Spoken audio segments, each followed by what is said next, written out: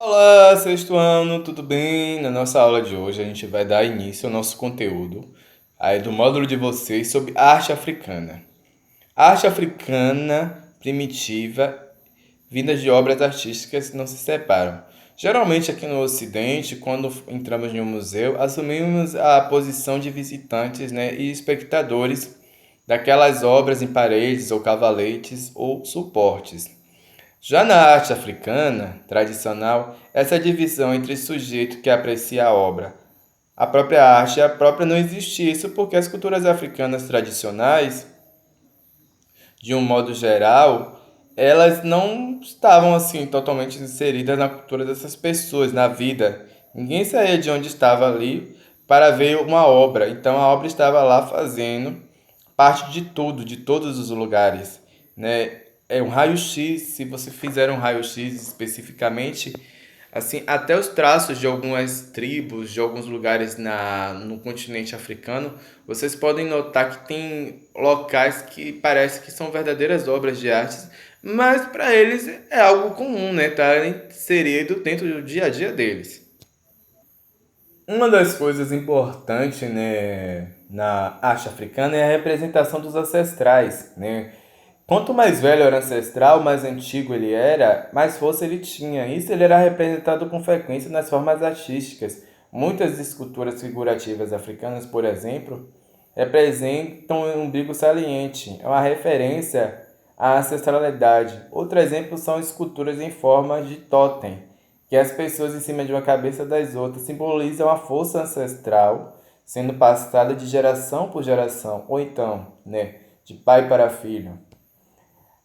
A arte africana na arte africana. Então, assim, vimos que existe, né, no continente africano várias diversas formas de fazer essa arte, seja ela em escultura, seja ela em paredes, inclusive nas suas roupas que vamos ver adiante.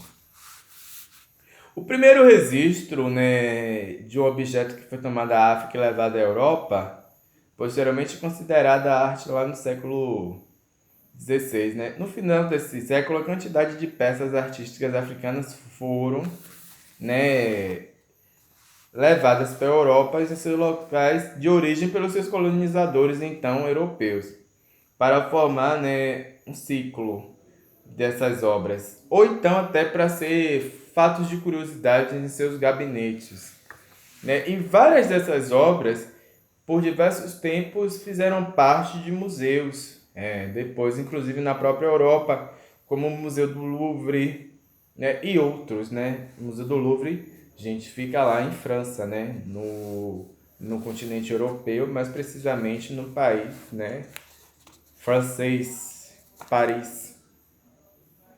Um exemplo dessas diferenças culturais e a interpretação da arte africana é a dualidade entre espírito e matéria. Assim, eles trazem muito esse contexto da ancestralidade em sua obra de arte, né? Vou citar aqui dois exemplos disso, né? O mosaico, peça de composição que forma uma imagem de padrão visual, termo remetente ao conjunto de manifestações artísticas, né, na forma nesse mundo artístico. E lá eles faziam muito isso, mas estava corriqueira já na questão da própria identidade daquele povo, né? A terracota é um processo de cozimento de argila no forno em alta temperatura, né, trazendo um material que são chamados de terracota, que geralmente podem ser até miçangas, né? Então, vamos lá. A cerâmica, como eu falei aqui ainda há pouco da terracota, inclusive na Nigéria foram encontradas 153 esculturas datadas de 1.000 a 200 anos antes a ser, 10.000 anos a ser antes de Cristo, né? Em terracotas produzidos pelo povo Nok, provavelmente para o uso de rituais mais antigos e registros da arte africana encontradas, né, na atualidade. Caracterizam por representações de figuras humanas bastante expressivas, com narinas abertas, bocas entreabertas e olhos vazados. Estudiosos eh, mostram a semelhança entre a antiga terracota da cultura do povo Nok com as artes da cultura mais recente dos povos Igbo-Oku e os Yorubais, que correspondem ali ao país de Nigéria, lá no continente africano. Vale ressaltar também as máscaras, né? As manifestações artísticas de representatividade, né, encontradas no continente africano. As máscaras se destacam pela diversidade de estilos, materiais técnicos, né, empregados em sua confecção. A maioria das máscaras eram feitas de madeira, no entanto, há exemplos de elas também serem confeccionadas no marfim, cobre, ouro ou bronze. As esculturas. A ancestralidade se estende dos parentes mais próximos até os deuses. É um fato comum e importante dos africanos tradicionais. Isso pode ser verificado nas suas esculturas, produzidas desde a época mais remotas até que se tenha notícia. Também eles retratam ali os mitos dentro daquelas esculturas, né? O povo Fon, que habitou, né, o rio Níger e a Camarões, a mais importante das suas obras foi encontrada pela dinastia, né, extensa nesse território do Benin por mais de 200 anos. Por isso, as esculturas feitas em diversos materiais podem ser encontradas em palácio ou outros edifícios reais. Atualmente, as esculturas são produzidas basicamente para fins turísticos. A pintura corporal é muito comum a gente ver alguma reportagem, né? E ver os africanos com pinturas corporais e alguns adereços. Para eles, né, em antigas regiões, bem antes da colonização daqueles países, era algo relacionado a essa ancestralidade, era algo relacionado a algumas festas dele anuais, alguns festivais que eles tinham anualmente, né?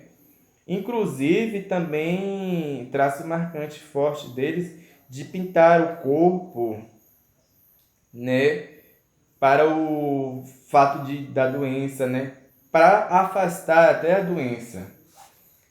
Também não podemos esquecer dessa arte africana no vestuário. É muito comum a gente verificar que os africanos usam as cores fortes e muitas das vezes aquilo dali é pintado à mão, aquele tecido, ele vai para um processo de colorização dele e depois as linhas e os traços são pintados às mãos, né? As vestes, né, geralmente dos povos africanos, são vestes coloridas, vestes alegres, cores fortes, cores vivas, né? Qualquer dúvida sobre a aula de hoje é só perguntar. Tchau, tchau!